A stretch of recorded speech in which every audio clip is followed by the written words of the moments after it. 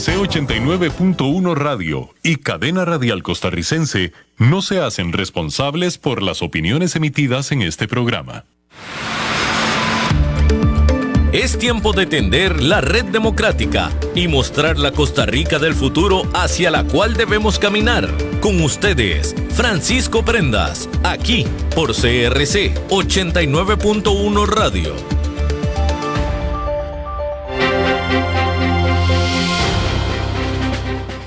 Buenos días, ¿qué tal? ¿Cómo está la gente linda en Costa Rica y un poco más allá a través de la internet? Les saluda Francisco Javier Prendas Rodríguez, aquí en su programa Red Democrática, como todos los días de lunes a viernes, de 10 a 11 de la mañana a través de CRC 89.1 Radio, esperando que esté muy bien en sus quehaceres, en su trabajo. Dios quiera que tenga trabajo y que no esté dentro de las amplias estadísticas de desempleo en este país o de subempleo, y que de verdad usted esté generando lo que necesita su familia, su casa, su negocio para poder seguir adelante, para emprender, para mantener el comercio, la empresa, la producción en general de este país. Y donde quiera que se encuentre, un saludo, un fraterno, un abrazo de parte de todo el equipo de producción de Red Democrática. Hoy tenemos un programa muy interesante. Vamos a hablar de un reciente estudio, está fresquito, caliente, saliendo del horno, hecho por la empresa Borges y Asociados, acerca de diferentes temas con respecto a la presidencia de la República, la figura del presidente, algunas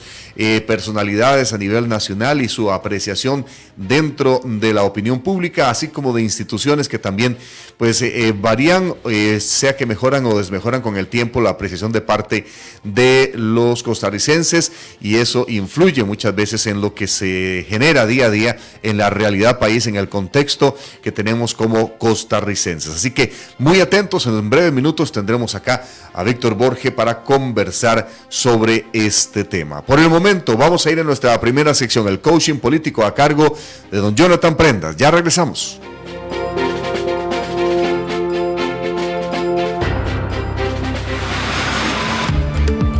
Red Democrática presenta Coaching Político.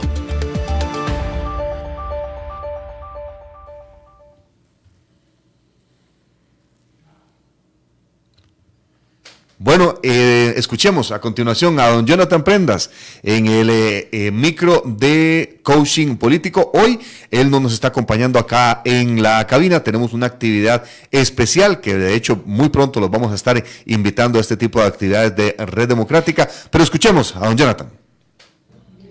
Saludos a toda la audiencia de Red Democrática. Jonathan Prendas Rodríguez se les saluda, esperando que sea un extraordinario miércoles.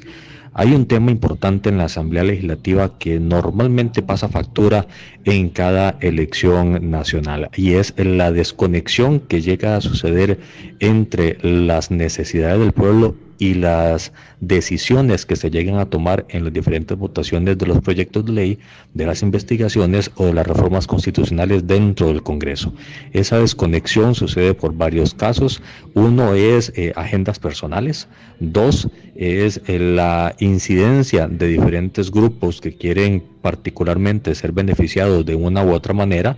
Y tres, simplemente porque la burbuja legislativa pues abarca tanto el tiempo de los legisladores que dejan de escuchar las necesidades de la gente y asumen que las decisiones que se están tomando pues son suficientes para poder cumplir con las promesas de campaña y con las urgencias que tienen todos los habitantes en este momento en el país.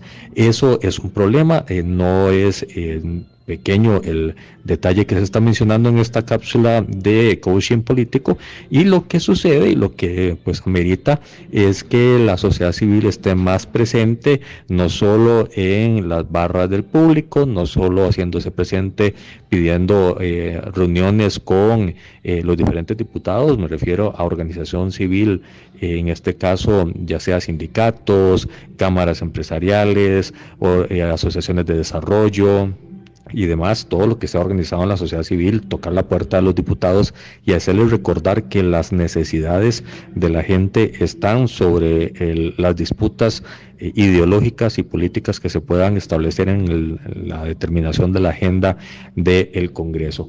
Eso es muy importante, ese es conocido como el cable a tierra de la Asamblea Legislativa, porque como ya les he comentado en otras oportunidades, la burbuja legislativa, las cuatro paredes y el día a día, pues lleva mucho tiempo, ocupa mucho tiempo de los diputados, de los asesores, se sumerge en una especie de crisis de resolución de conflictos, de resolución de problemas, y pues no hay tiempo para atender otras cosas que deberían de ser lo prioritario, que es la atención de las necesidades o el servir de puente para que el Congreso pueda tocar la puerta del Poder Ejecutivo y ser solución para las necesidades de la población.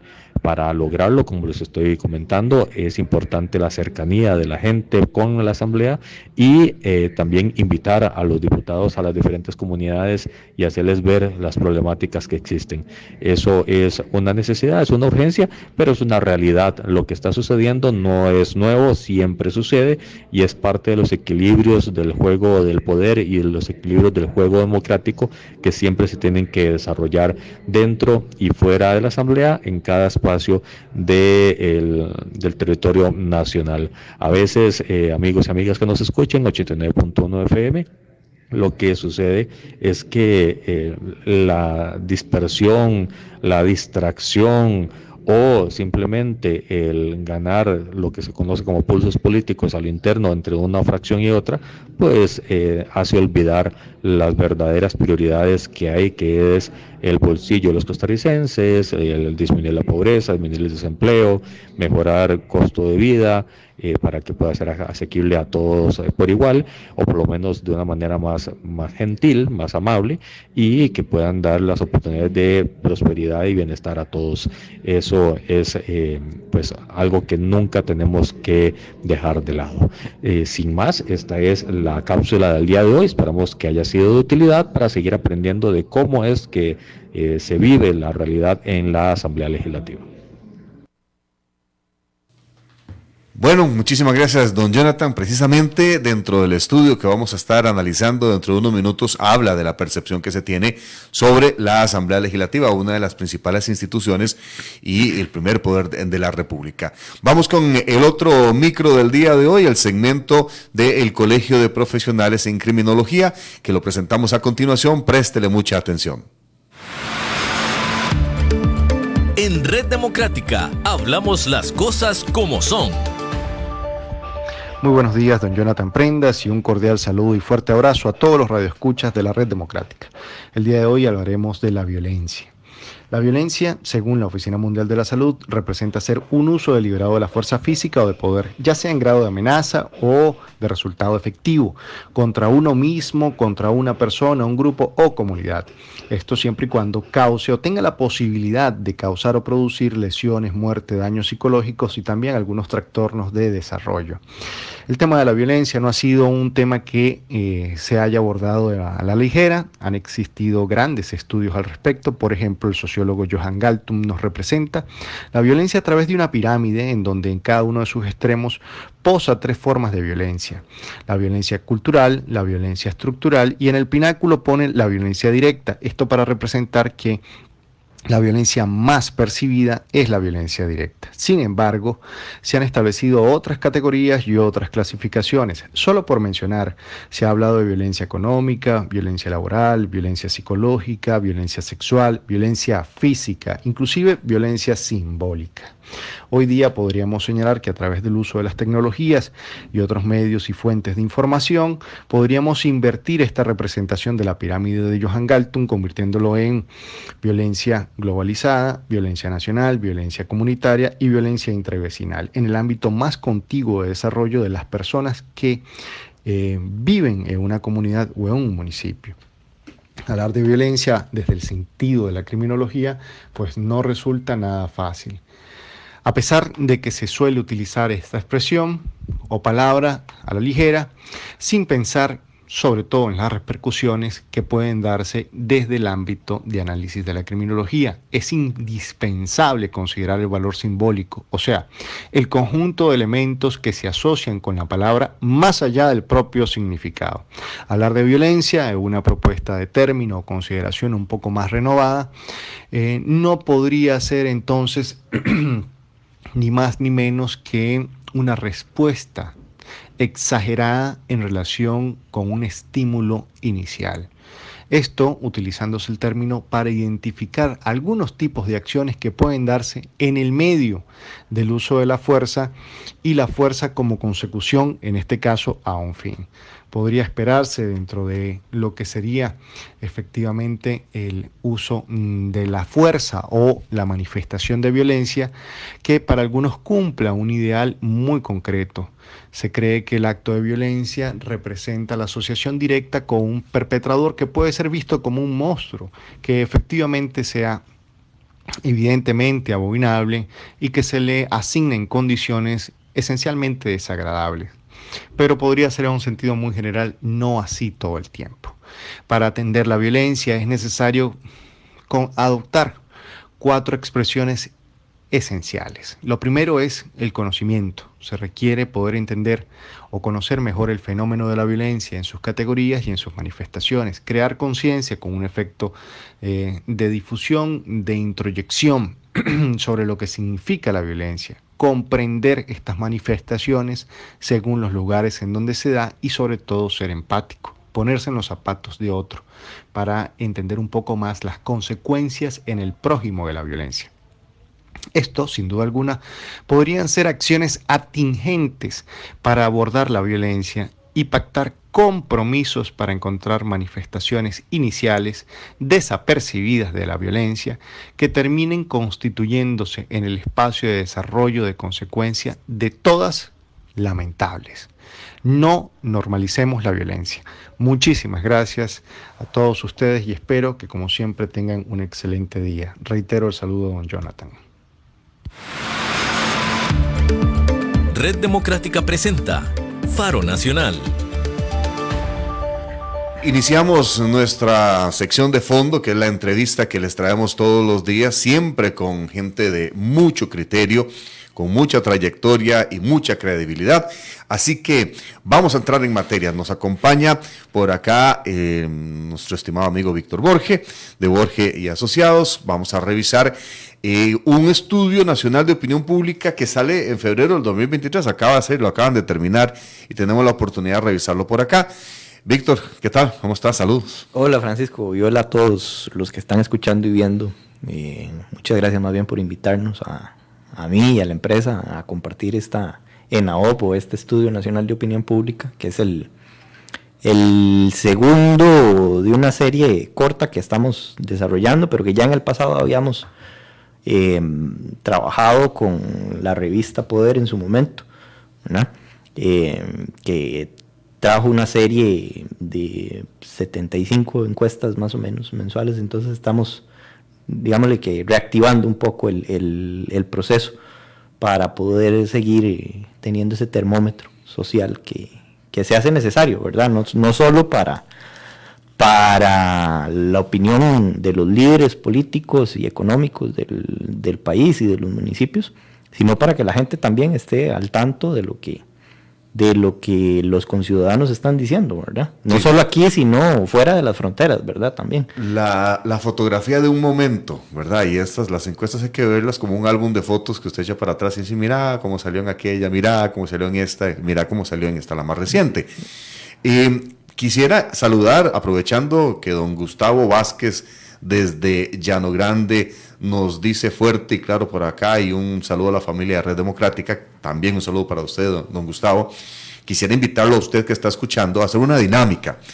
¿Qué tal si usted toma el WhatsApp, ahí el número donde usted está escuchando, su teléfono, y marca el 86668916, se lo voy a repetir para WhatsApp, 86668916, y nos dice, vamos a empezar con la pregunta que vamos a analizar al final de esta entrevista, que es, ¿cómo percibe usted la labor del señor presidente de la República? ¿verdad? Don Rodrigo Chávez, ¿cómo percibe la labor de él? ¿Buena, mala o ni buena ni mala? Más o menos, o como usted quiera ponerlo, neutra, más o menos, le falta, va muy bien, como usted quiera ponerlo, pero mándenos su opinión al 8666-891-6 y con todo gusto vamos a estar aquí consignándolas conforme vayan llegando poco a poco.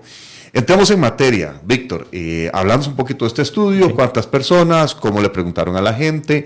Es un estudio corto, pero muy representativo, por favor. Sí, esta es una encuesta nacional telefónica a personas adultas costarricenses que tienen teléfono celular. Según datos del INEC, más o menos el 97% de la población adulta tiene un teléfono celular. Así es que eso nos permite tener una muestra representativa de ese grupo de la población.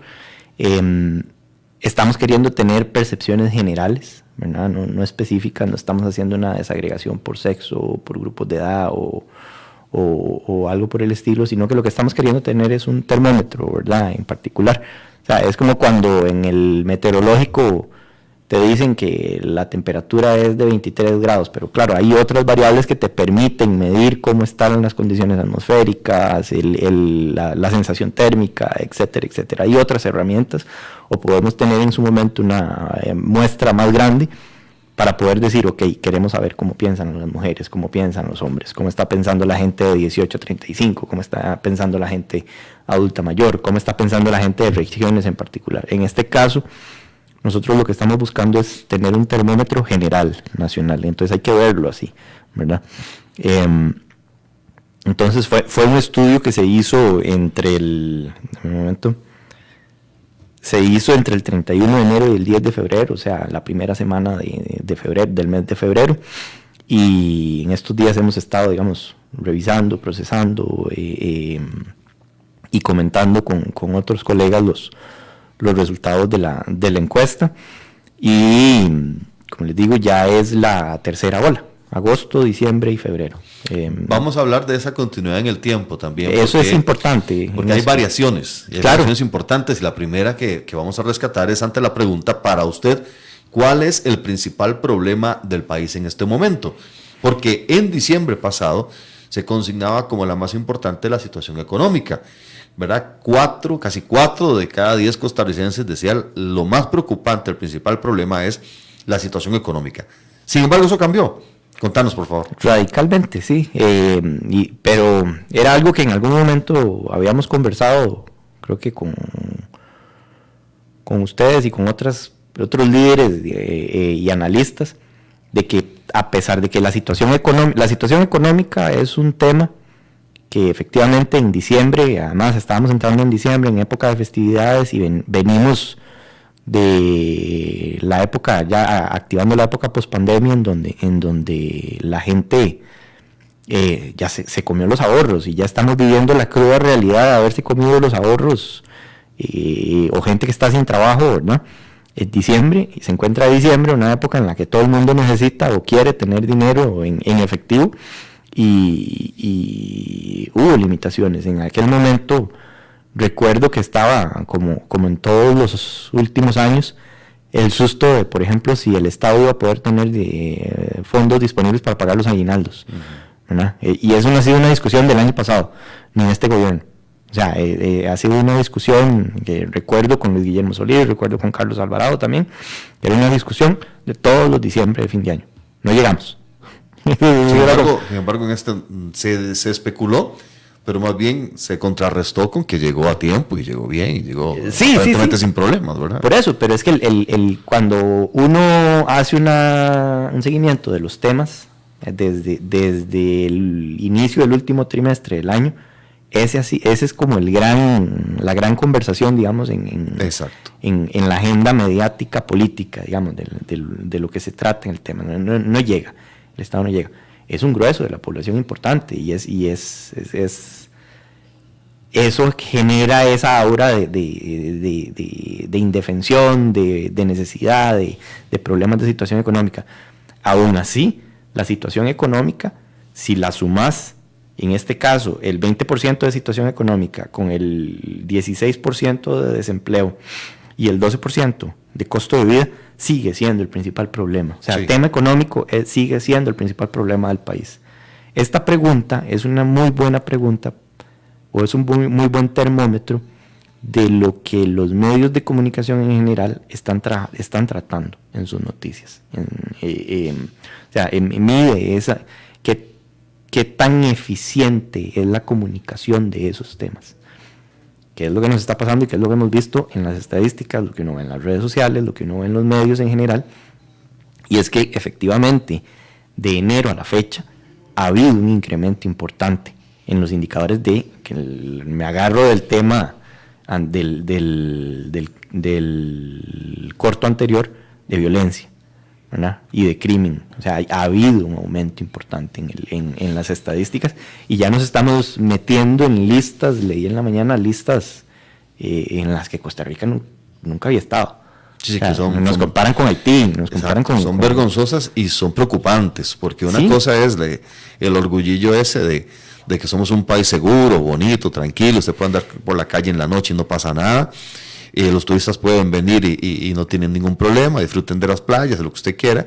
Y otra cosa es la realidad que se está viviendo, que es que usted cuando abre el celular en la mañana, ya no es ni el periódico, usted abre la aplicación de cualquier periódico digital y ve 2 personas ajusticiadas, 3 cuerpos que aparecen, 2 personas más que perdieron la vida. O sea, al final usted amanece con 3, 4, 5, 9 muertos diarios en diferentes partes del país, y como hablaba yo con un especialista en seguridad que me decía, y esos son los que se reportan, claro, porque la policía muchas veces tiene conocimiento del qué dirán ahí de la gente, de los mismos delincuentes que dicen, y hay otros 2 que tiraron al mar, o hay otros que se desaparecieron en la jungla, por decirlo de una forma, ¿verdad? Que nunca van a aparecer y simplemente ya no están. Que habría que sumarlos, que no hay forma de cuantificarlos ni comprobarlos, precisamente porque es la criminalidad la que los esconde. Pero tener razón, cuando usted pregunta el principal problema, situación económica, es 19.8, casi un 20%. El tema del desempleo, 15.8, casi un 16, ahí llevamos 36 aproximadamente, y costo de la vida un 12.4, entonces 36, casi 48, casi la mitad de los costarricenses piensa que el problema principal está ligado o a situación económica, o a desempleo, o a costo de la vida.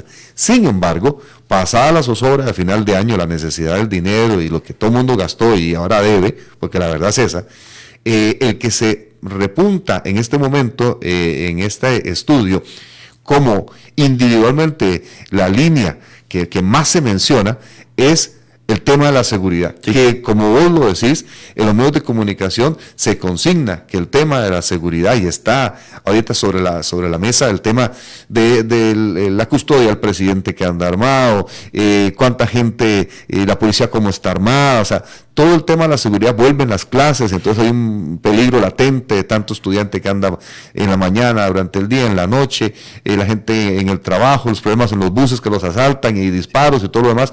La seguridad entonces se volvió un problema muy importante.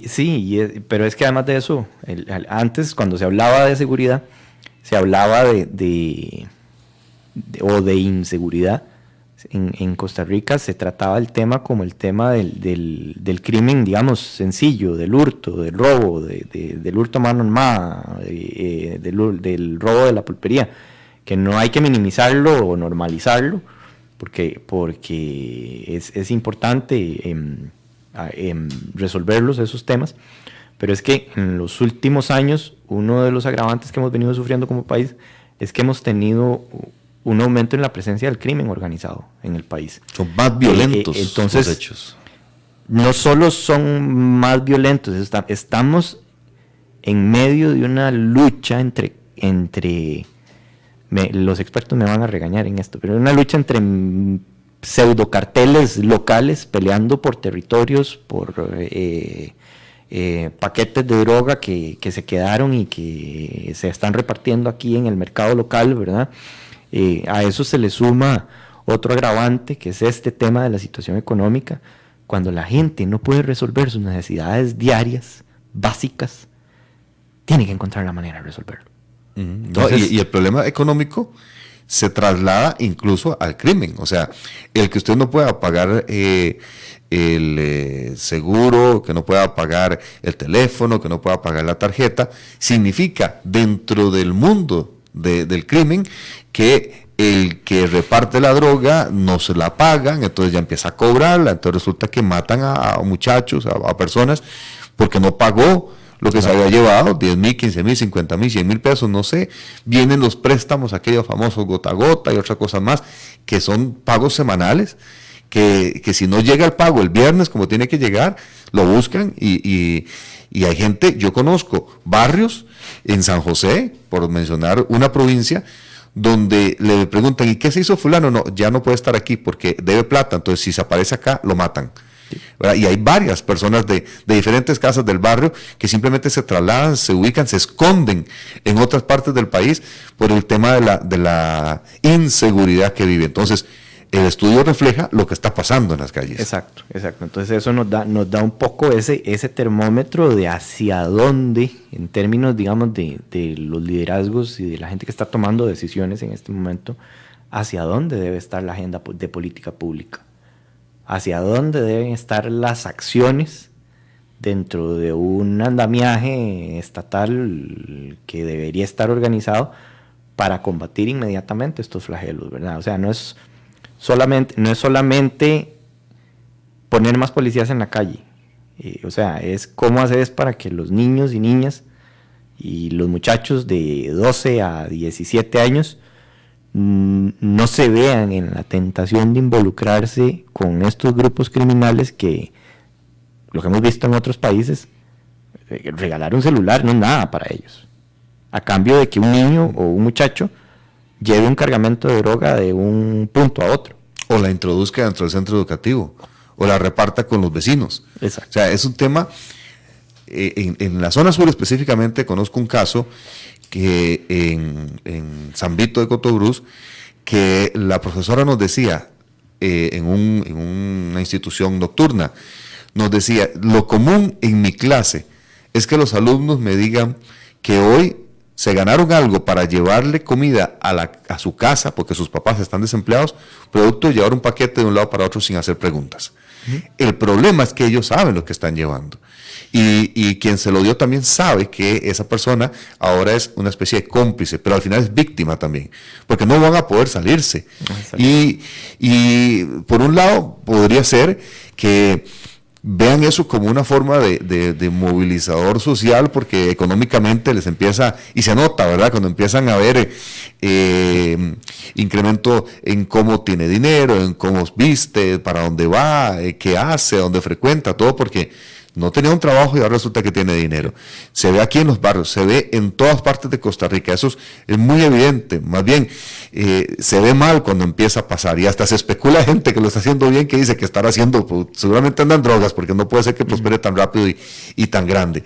El problema es que se está volviendo ya algo muy normal, muy posible. Sí. ¿Verdad? El tema de la corrupción en las autoridades, que se especula en el Poder Judicial, que se especula en las instancias de gobierno, el cómo se logran cosas, la impunidad en la que se cae, y la queja de mucha gente que dice, los denuncios, los meten a la cárcel y al día siguiente los excarcelan, o incluso casos de por error, no sé, de un fiscal o un juez tiene que decir, bueno, el derecho es que si hay un error, no se puede comprobar, toda la banda va para afuera después de que estaban adentro. Esa percepción de inseguridad, el estudio está manifestando, me parece que muy precisamente, que ya es algo que está creciendo, y los expertos dicen, Víctor, que va a seguir creciendo. Sí, todos los... Es que nuevamente, el Estado es un... A ver, aquí no solo está el Estado, que es el que al Estado no le toca resolver todos los problemas del país, al Estado le toca ser un facilitador en la solución de los problemas y armar un paquete de política pública que permita a la sociedad en general, háblese de los ciudadanos, de la empresa privada, de las instituciones del gobierno, de las organizaciones de la sociedad civil, para que con esa política pública, esas reglas del juego que todos en el contrato social estamos de acuerdo en seguir, se puedan resolver estos problemas entre todos. Pero si a la empresa privada, que es una de las que en este estudio salen mejor valorados de todas las instituciones que se preguntan, de todas las organizaciones e instituciones que se preguntan, se encuentra con dificultades para hacer negocios y para generar riqueza y generar empleo, es muy difícil resolver el tema de la situación económica porque la empresa privada, que es el principal empleador en el país, por lo menos en esta economía y en las economías, digamos, en democracia, se le dificulta, no puede crear empleos. Entonces, al no crear empleos, la gente no encuentra empleos, no encuentra soluciones a su día a día, a su cotidianeidad. Y otro de los pilares que había sido el caso del desarrollo social en Costa Rica, que es la salud pública, ¿verdad? Como los servicios de la Caja del Seguro Social, ya está siendo visible en las encuestas y en los servicios, en los estudios de evaluación, ya está siendo visible la pérdida de credibilidad en los servicios. Y eso lo vemos. Precisamente aquí en la siguiente pregunta habla de la calidad de la educación de escuelas y colegios públicos. Que eso habla mucho también, perdona Francisco, te habla mucho, calidad de la educación no solo es educación académica, ¿verdad? Generalmente es que aquí vamos hilando, vamos trabajando temas que si probablemente comenzamos a trabajar con otras investigaciones y con otras herramientas, vamos a llegar al tema de valores, al tema que dijiste del muchacho que no preguntó, ¿verdad? Nada más hizo lo que le mandaron a hacer y se ganó la plata, a pesar de que sabía que era lo que estaba llevando. O en Limón, que les pagan por meterse al mar y bucear literalmente a ver qué encuentran de la droga que va cayendo, la sacan y esa es su forma de sostenerse. Eso es una realidad, no es un mito urbano. Y saben que no está bien. Sí, y cuando se escuchan balaceras, muchas veces de ametralladora, dicen, la expresión es coronó. ¿Qué coronó? Que agarró un gran cargamento, lo sacó y entonces todo eso se reparte al menudeo ahí. Sí, la gravedad con esto es que en los centros educativos, a pesar... Ha habido una gran discusión cuando se conversa sobre el tema de valores, y es que se vincula, al hablar de valores, se ha venido inmediatamente diciendo, ya quieren meter a la religión en el tema. No. O sea, más allá de eso. Valores es convivencia humana, es saber que lo mío, mis derechos se acaban donde en el momento en el que yo empiezo a ponerme encima de los derechos de los demás, ¿verdad? Es integridad, es honradez, es decir la verdad, es hacer las cosas bien hechas a la primera, no si te lo exigen porque lo hiciste mal, tú tienes que repetirlo. Como dice un dicho, siempre hay tiempo para repetir las cosas mal hechas, pero nunca para hacerlas bien a la primera vez. Quiero saludar, aprovechando el programa, a Fabio Argueda Sandí, que nos está respondiendo la pregunta que hicimos al principio y que usted puede responder en el 8666-891-6, que es cómo analiza la gestión del presidente. Él dice, para mí es muy mala la gestión que han estado haciendo, dice Fabio Argueda Sandí. Le repito, usted también puede enviar su opinión al 8666-891-6. La siguiente pregunta, aquí en el estudio de Borges, dice, o más bien califica los servicios médicos de la Caja y pone bien 40%, 40.9, mal 32.9, regular 26.2. Se sigue considerando bueno, pero está muy empatado con lo mal. Es que, digamos, cuando uno ve esto, los regulares, en algún momento hemos hecho la pregunta, ok, dígame, si es regular hacia bueno o regular hacia malo, pensando en esas personas, digamos, que no te quieren decir nada que los pueda comprometer en la respuesta, sí. ¿Verdad? No sé, porque es capaz que me van a escuchar y yo estoy pidiendo que me adelanten la cita de los lentes, que me la dieron para dentro de 6 meses y yo no veo ya. Yo necesito los lentes ya, pero no puedo pagar por fuera. Entonces es esa gente. Y en realidad lo que hemos visto es que uno podría más bien sumar estos regulares a los negativos, digamos, en términos de análisis. Uno debería pensar como analista y ejecutor de política pública o de acciones para mejorar esta evaluación, es que esos regulares son negativos, ¿verdad? Viéndolo desde esa posición. Si yo estuviera en la Caja, en servicios médicos, diría, ok, aquí hay algo que hay que sentarse a revisar y ponerse a accionar lo que está dentro de mis posibilidades para mejorar la percepción de los servicios médicos de la caja. Porque cuando usted pregunta, dígame si usted cree que la caja del Seguro Social está haciendo un trabajo bueno o malo, o dígame si usted cree que la caja es buena o mala, y normalmente lo que hemos tenido es que un 60, 70, 80% de la gente tiene una percepción muy positiva y sobre de todo, la caja del Seguro Social. Personas que ya han usado el servicio, ¿verdad? Porque yo no conozco una persona, o deben haber muy pocas, porque la gran mayoría es positivo, que van allá y dicen, me atendieron excelente, quiero saludar a los encargados médicos del tal hospital, que mi mamá estuvo ahí, que mi papá estuvo ahí, porque en general el servicio, ya cuando usted lo recibe allá adentro, es relativamente bueno. Lo que pasa es que muchas veces lo comparan con lo privado y entonces ahí gana el tema de que usted no hace fila en lo privado. Si usted paga de una vez lo atienden. Y lo que más molesta muchas veces en la caja es el tema de las filas. Pero el solucionar problemas en la caja no todo es dinero, muchas veces es gestión, porque también hemos visto cómo en EVAIS o en clínicas periféricas se facilita y se mejora la atención con simplemente temas de gestión ahí de administrar el recurso humano y la atención a las personas. Pero es preocupante ya de por sí que se diga que estoy con percepción mala o regular, cuando debería ser buena, sobre todo por las capacidades que hay. Sí, pero y nuevamente, volviendo al tema, la salud, un país sin salud tiene ciudadanos descontentos, preocupados, porque si no tengo salud no puedo ir a trabajar. Si no tengo salud y no puedo ir a trabajar, mi situación económica va a desmejorar, ¿verdad? O sea, venimos acumulando, Francisco, como país, una serie de problemas en temas clave para la cohesión social, para el desarrollo social, para el desarrollo económico, que se habían resuelto. Que estuvieron muy bien en algún momento. Sí, que éramos referentes. Y sobre todo que muchas veces la gente también piensa que lo que le cobran de la caja es muy caro.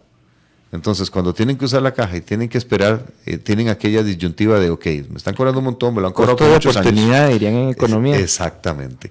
Hay otra pregunta. Póngaselo así. Un adulto mayor que tiene 90 años y que llega a la caja del Seguro Social y lo diagnostican con un cáncer y le dicen que le van a dar la cita en 4 años o en 2. O una persona recién pensionada que cotizó toda la vida, nunca tuvo nada, siempre sanito, nunca ocupó, pero ni una inyección, ¿verdad? Y que llegue y le dicen, tenés algo, necesitamos un tratamiento, pero la resonancia esa está adentro, la radiografía esa está adentro, el examen te lo hacemos hasta adentro, o el especialista tiene cita hasta dentro de 2 años, ahí usted tiene la desazón, o sea, no puede ser posible. Yo toda la vida... o sea, deben haber herramientas, pero yo no soy experto en este tema, pero deben haber herramientas en términos de lo que ya la caja y la seguridad social, digamos, la institucionalidad y las reglas del juego le puedan permitir hacer. Claro. Ya sabemos que, por ejemplo, hay modelos de EVAIS administrados por cooperativas. Que han tenido éxito. Que han sido muy exitosos. Aquí este no es ni el problema, ni el programa, ni el problema que estamos analizando hoy. Lo que decimos es que la percepción de la gente es que si hay alternativas, hay situaciones donde se han resuelto muchos de los problemas, pero la percepción sigue siendo que es medianamente buena, medianamente mala el servicio de salud. Exacto. En cuanto a las organizaciones o grupos del país donde se analiza si están bien o mal, aparecen los sindicatos con 20% de bien, las empresas privadas 66% de bien, en la que está mejor calificada. Las municipalidades un deprimente 35.6%, siendo los gobiernos locales los más cercanos, los que tienen más injerencia en el día a día de donde vivimos. La policía aparece pues, medianamente bien, 52.7%, bancos públicos 64.2%, tanto que ayer se archivó el proyecto de venta del Banco de Costa Rica. Y usted le pregunta a los diputados, estoy seguro que mucho fue presión social, obviamente. Bancos privados 54.2%, Tribunal Supremo de Elecciones tradicionalmente aparece bien, aunque está en un 74% en un país democrático, sí, es muy bajo. El OIJ 68.2%. La Asamblea Legislativa, que siempre hacemos un coaching político acá explicando cómo está el quehacer legislativo, en un deprimente, en un Terrible, 22.8%. No nos sorprendamos. No es sorpresa, pero sí es vergüenza. Que el primer poder de la República, los padres de la patria, la gestión, o sea, aparezca un 22. Es un dato histórico, o sea, los diputados, el puesto de diputado es un puesto que, digámoslo así, no es sexy de llevar, porque implica tomar decisiones de legislación y como toda decisión, hay un ganador y hay un perdedor. Y en las decisiones de reglamentar, de alguna manera, un diputado también puede jugar como árbitro, si lo querés, porque es el que marca la cancha. Es el que marca la cancha, son los que marcan la cancha dentro del contrato social, son los que reglamentan para abajo de la Constitución, son los que nos arman el marco de juego. O sea, lo que pasa es que a nadie le gusta estar, digamos, sentirse atado, ¿verdad? Y de alguna manera el tener reglas de juego te ata de alguna manera. Y también me parece que en una era de la información muchos tienen una pésima comunicación. Sí. Porque sus decisiones, sean que le guste a alguien o no, si usted me las explica, me las justifica, me las argumenta y de pronto me las hace entender, yo podría decir, vean, no comparto con vos, pero te entendí la idea. Y es más, siendo consecuente vos con tu ideología de partido político, con tu visión país, y es más, con la gente que te puso como diputado, yo entiendo que votes a favor o que votes en contra. Pero mucho del problema es que la gente piensa que ellos no hacen nada, que son vagabundos, que lo hacen mal y que pierden el tiempo. Entonces, yo sé, por experiencia, digamos, de mi hermano cuando estuvo ahí, que ahí, si usted llega a trabajar, se trabaja y se trabaja mucho. Sí. Pero si usted, como dicen vulgarmente, no lo cacarea, la gente no lo va a saber y no lo va a entender. Y creo que también pasa por ahí. Aparte que no ayudan, ¿verdad?, las escenas que muchas veces hacen en el plenario y los pleitos que se meten unos contra otros, ¿verdad?, que es como el matiz del tema. Como dicen el Congreso, perdona que te interrumpa, el Congreso de la República suele ser un reflejo de la población en general, del costarricense, de la idiosincrasia costarricense, ¿verdad? Y hay gente de todo tipo, o sea, muchos de los que están escuchando aquí se acordarán de Cachimbal, ¿verdad? Sí. Y de la humildad de Cachimbal. Pero fue varias veces diputado. Cachimbal creo que fue 2 veces, me parece. Pero era un tipo habilísimo. O sea, que podía mantener una conversación, tal vez no con un vocabulario de alto nivel, con un Constantino Urkullu en su momento, ¿verdad?, que es un académico y político de muy alto calibre, pero lograba sacar sus proyectos de ley. Sí. Y muy hábil negociador. Había un diputado que no me acuerdo ahorita el nombre, pero él le decían el de las, ay, ¿cómo era? El de las partidas, el diputado de las partidas únicas. Entonces era un diputado que buscaba, no sé, un puente para tal comunidad. Y se abocaba de cabeza. Y lo lograba. A esa partida, a conseguir esa partida en particular, y lo lograba. Y eso no necesariamente requiere de una formación académica, no necesariamente requiere ser un experto en comunicación. Es ser político. Es ser político, es saber cuál es el objetivo, saber cómo es el juego, conocerlo, ser astuto, audaz, de pronto inteligente y llegar a trabajar en lo que se propuso trabajar. De pronto usted es un diputado en favor de lo comunal. Y lo que se legisle, además de eso, que ese es el problema que estamos teniendo, que lo que se legisle o se reforme dentro de la legislación existente tenga un impacto directo idealmente en el corto plazo, pero muchas veces la mayor parte de la legislación tiene un impacto directo en mediano y largo plazo. O sea, no puedes pretender que un diputado en 4 años legisle y que los resultados de su legislatura los vayas a ver al 5º año, cuando ya salió. No, es que no es así. El ejemplo del proyecto de ley de la condonación de deudas a trabajadores independientes y empresas de Pedro Muñoz, aunque tuvo algunos cambios luego del proyecto que presentó el diputado Muñoz, aún así es un proyecto que, vas a empezar a ver por lo menos algunas acciones en el corto plazo, que es la gente que ya está pidiendo, pero ¿hace cuánto salió Muñoz Más de un año. Ok, vamos a ligar dos preguntas para llegar a la recta final del programa, saludando a la licenciada Sandra Chavarría, que dice: el actual gobierno es lo peor que le ha pasado a nuestro país. Otra de las opiniones que llegan por WhatsApp al 86668916. 86668916. Vamos a ligar dos respuestas. Dice por acá la pregunta: ¿usted considera que el presidente Rodrigo Chávez y su equipo han cumplido lo prometido en campaña? Solo un 50% dice que sí, un 36% dice que no. Los otros no saben, no responden. Después viene la justificación de por qué sí o por qué no. Porque sí dice, sí se han visto cambios, dice un casi 10%, sí están cumpliendo, casi un 10%, han trabajado bien, un 8%. ¿Por qué no? Dice, prometió mucho y no ha cumplido, casi un 10%, todo sigue caro, un 8.2%, ahí vemos el factor económico y otra serie de respuestas por ahí. Pero a la fecha, ¿cómo califica la gestión de Rodrigo Chávez como presidente de Costa Rica? Muy buena, buena, mala o muy mala. Y aquí hay 3 columnas. Estamos hablando que en agosto, muy bueno era 78%. En diciembre pasado, 76.1%. Y en febrero ya llegamos a un 68%. Usted dice, no hay mucha diferencia, son 10 puntos de agosto acá, sí es baja, pero después vemos el problema donde se manifiesta más, que es muy mala o mala. En agosto era 7.8%, en diciembre dobló a 14.8%, y en febrero ya va por 22.1%. Quiere decir que sí hay un desgaste, Víctor. Claro, sí, o sea, a ver, ya estamos entrando al segundo año de gobierno. ¿Lo consideras normal? ¿Está dentro del margen de maniobra, de muñequeo para un presidente? A ver, este es un presidente que cuando entra con números altísimos y se sostuvo los primeros 6 meses de su gobierno con un número de 80% de positivos.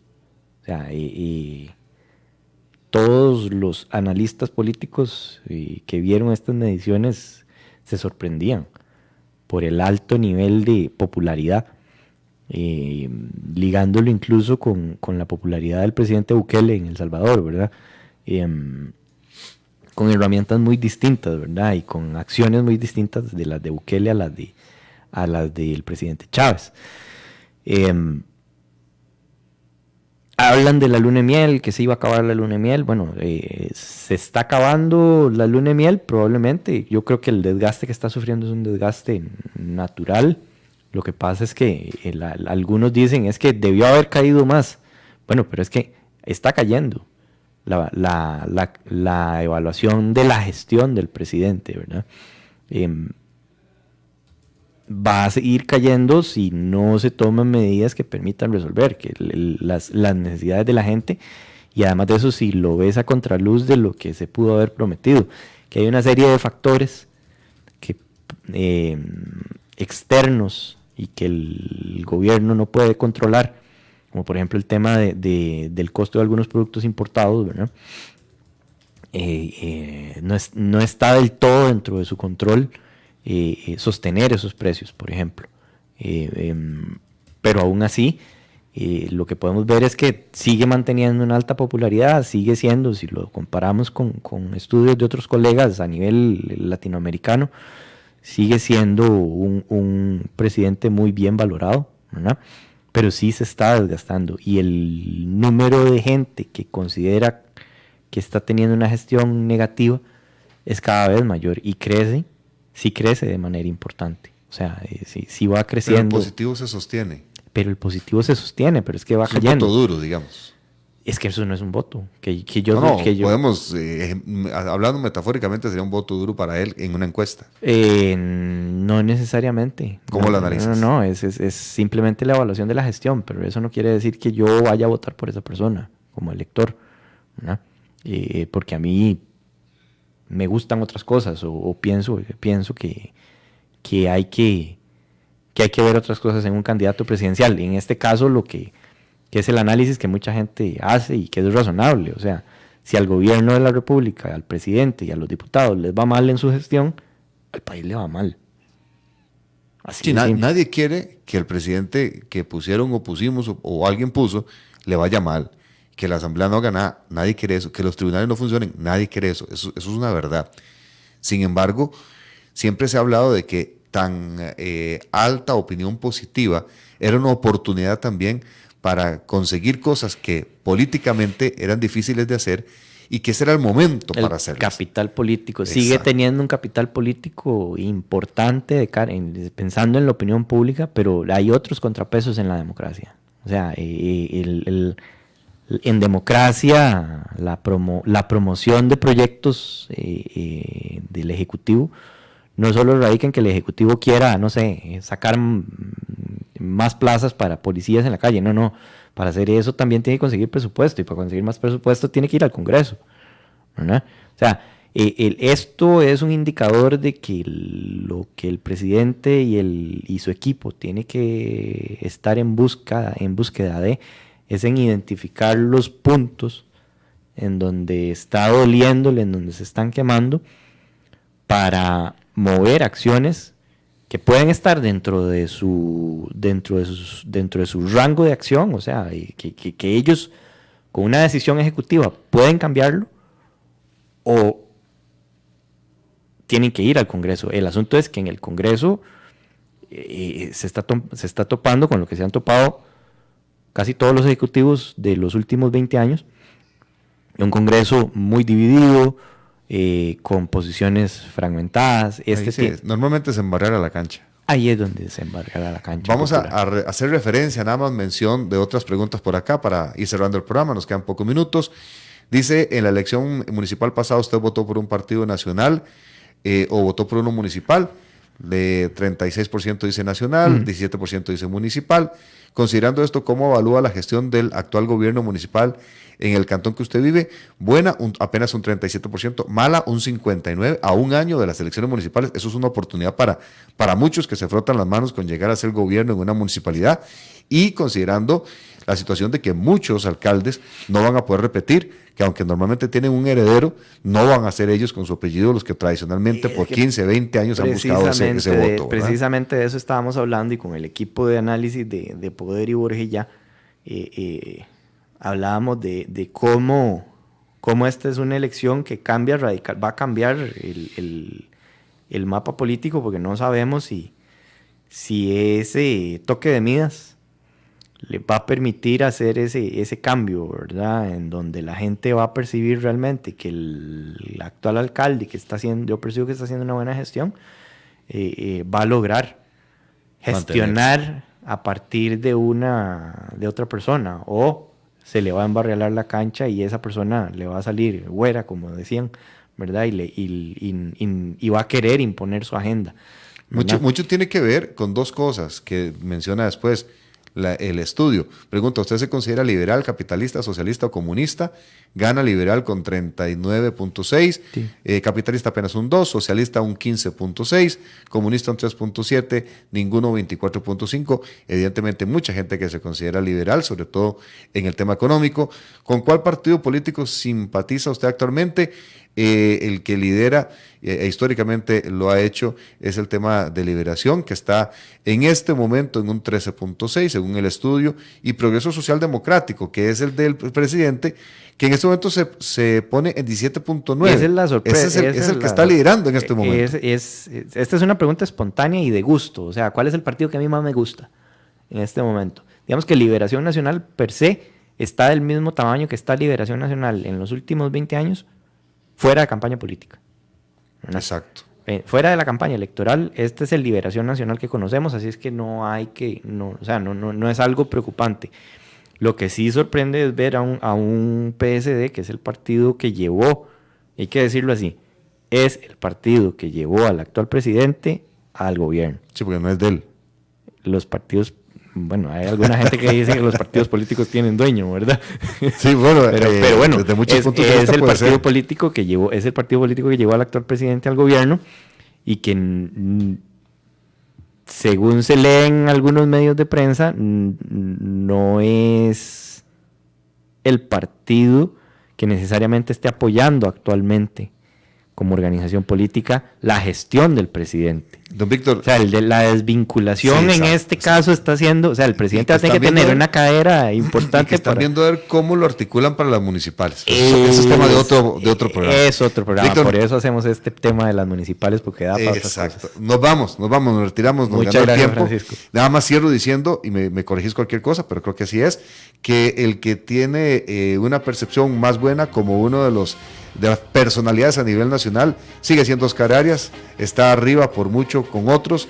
Abel Pacheco está muy bien, pero no está activo públicamente. Sí. Y otros como José María Figueres, que está muy bajo para el protagonismo que tuvo. Pero eso lo veremos en otro programa. Muchísimas gracias, Víctor. Estoy a tu orden y a la orden de la audiencia. Gracias. Muchas Aquí gracias. en CRC 89.1 Radio llegamos al final. Esto ha sido Red Democrática. Mañana estaremos con ustedes una vez más a las 10 de la mañana, si Dios lo permite. Esto ha sido todo por hoy en Red Democrática.